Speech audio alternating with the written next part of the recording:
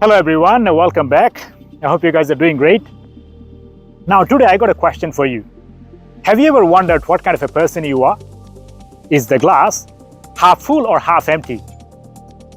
Now, you might be wondering I'll be preaching philosophy today, but I promise you that I won't, okay? Allow me to explain. So what is in it for you when it comes to life? Is the glass half full or half empty? That's all I need to know. Now let's assume that you just said it is half full. Then chances are you probably look at the bright side of life. Life is all good news. It's all sunshine and rainbows. And perhaps you are an optimist, which is great, by the way. And then again, you might as well say that, oh, look, it's not half full. It's actually quite the opposite. It's half empty. Then perhaps you look at the dark side of life, the harsh reality, and chances are you are probably a pessimist. Now, it is not to say that these things are actually right 100% of the time. These assumptions, however preposterous, however ridiculous it may sound, it can still give you a bit of a ballpark, a bit of an estimate, a baseline. Well, at least that's the idea. But what if you said that, look, it's not half full, but it's half empty? And then the question obviously is, can you still look at the bright side of life, despite the fact that life is actually half full, half empty for you? Or will that make it a contradiction, a paradox? Now, I will actually go one step further. I will say it's not just half empty, it is actually 2/3 empty. And then again, we're gonna see how beautiful, how bright life can still be in this beautiful country. Welcome to Australia, a country of paradox, isn't it? Now, in one of the previous videos, I discussed about a very unique feature of Australia. And surprise, surprise, guess what I'm gonna do today? I'm gonna talk about a very exotic feature of Australia. Now, Australia is famous, or should I say infamous, for quite a few things, but definitely not for a paradox, by the way. Let's say, for instance, the Great Barrier Reef. It is one of the chain of islands, coral islands, which is situated up in Queensland.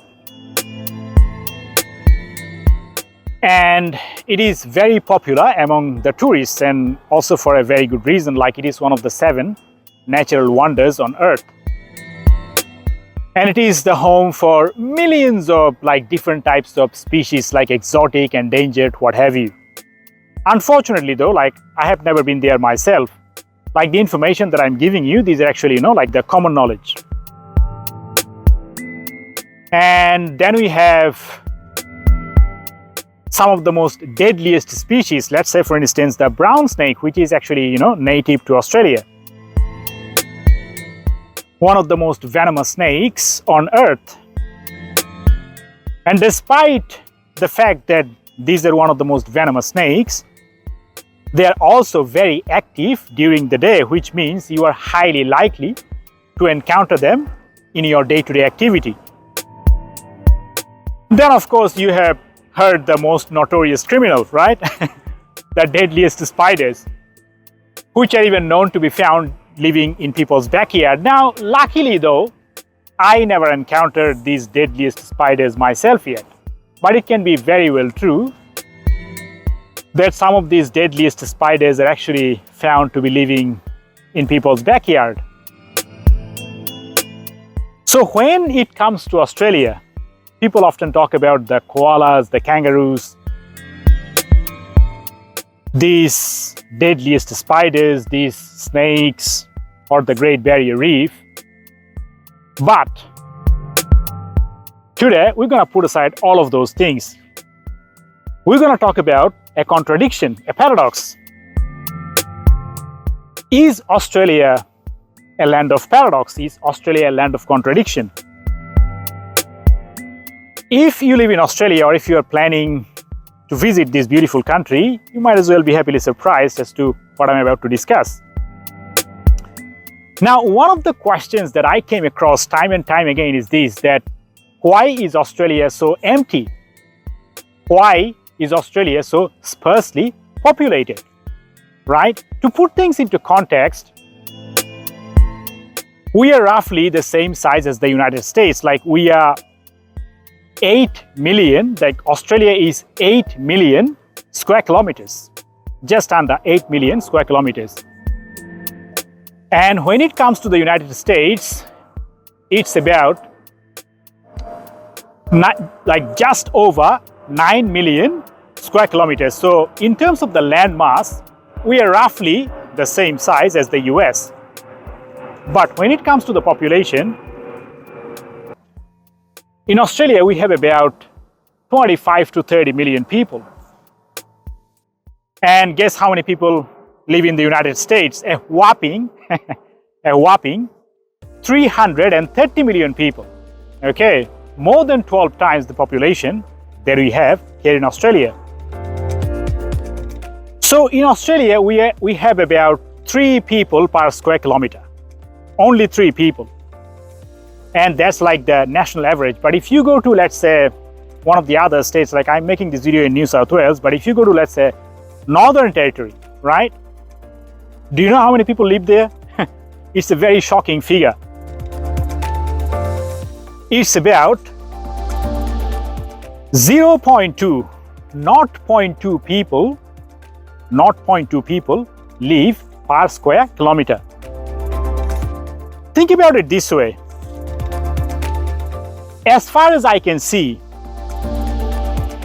in the back, okay, or in the front, to my left or my right, like as far as I can see, as far as my eyes can go, not a single people live in this vast area. That's how sparsely populated, that's how empty the state of Northern Territory itself. And then you look at Sydney, you look at Brisbane, you look at Queensland, what do you see? Right? You look at Melbourne, what do you see? You see housing crisis, you see overcrowding, you see apartments smaller than size of a shoebox. Well, just as an analogy. You see heavy urbanization, you see heavy infrastructure, you see traffic jam. So what the heck is going on? Like you cannot help wonder that what the heck is going on, right? You are saying that Australia is so sparsely populated, and at the same time you are saying that we have a housing crisis. These things doesn't make any sense, does it? So is Australia a land of contradiction? Okay, now there are a couple of reasons obviously which we're going to discuss today. The first reason is obviously the historic reason. See, when the colonizers came, when the European colonizers came, guess where they came?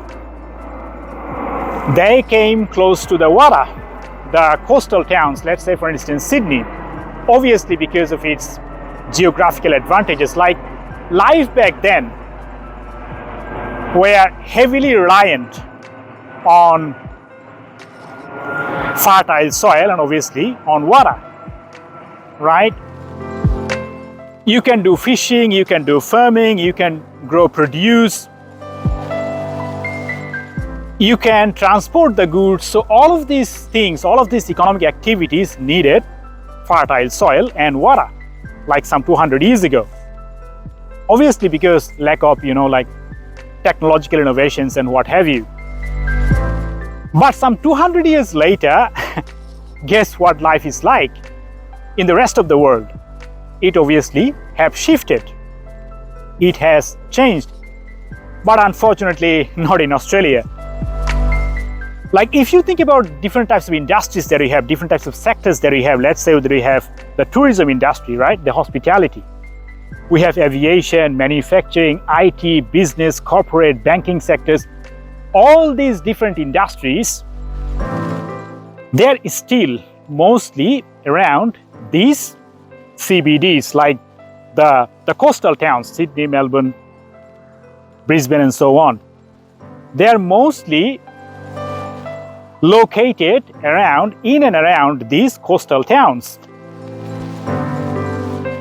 But if you think about the interior region, the empty region, which is also famously known as the outback, which is very rich in terms of its natural resources, in terms of its mineral resources, but guess how many people are employed in the mining industry?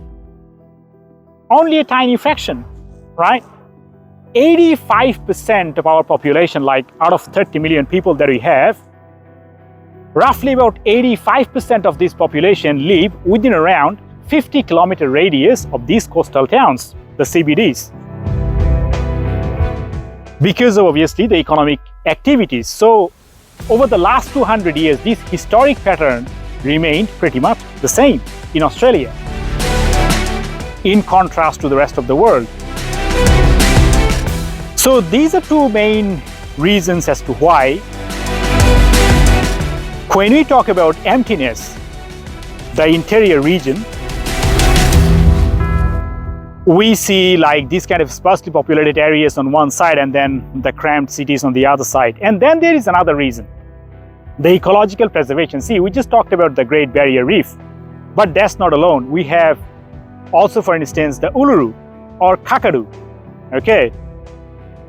Some of these sites are actually protected sites. Like a lot of people are very opposed to the idea of urbanization in these areas because they are considered, like the Aboriginal cultural heritage sites. They are considered to be the heritage sites for the Aborigines, the original people of this land. So a lot of people, again, very consciously, they are opposed to the idea of bringing urbanization into these areas.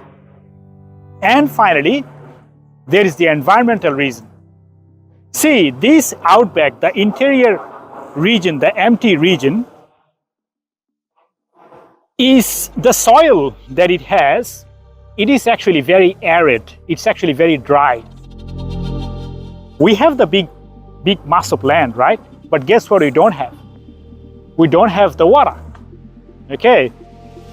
But how can you build a population? How can you build a community? You need water, you need the soil. And to bring water into this arid region, you have to build infrastructure. You have to build communities. And that is, again, a lot of people are opposed to this very consciously. They are opposed to this idea. So these are some of the reasons as to why Australia, the interior part of Australia, is actually not habitable or purposefully left depopulated. Like some of the areas, again, these are the common knowledge, like I have never been there myself. What a shame. Let's say that you were in this locality and you want to go to the next locality. You know how far? 500 kilometers, no shops, no businesses, nothing. You are driving on the freeway and you want to get some fuel. Guess how far you have to drive? 500 kilometers, absolutely nothing in between.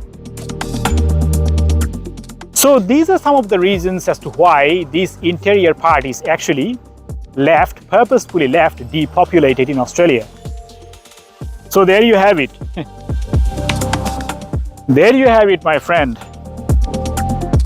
Not just half empty, 2/3 empty. And then again, you can see how beautiful, how bright, how sunny, and of course sometimes rainy life can still be here in Australia. So, is Australia a land of contradiction? So next time when you talk about Australia, instead of talking about the koalas and the kangaroos and the brown snakes and the deadliest spiders in your backyard, you might as well surprise your guests, you might as well surprise your friends by saying that, look, we are not just the koalas and the kangaroos, we are also a land of a happy land of contradiction. And despite the fact that we are empty, doesn't necessarily mean it's all about doom and gloom. It can also mean joy, prosperity, happiness, and calm and coolness in life. So I hope you enjoyed, and if that is the case, give it a like, share it, spread the message. And I'm definitely looking forward to joining you on the next one. Bye for now.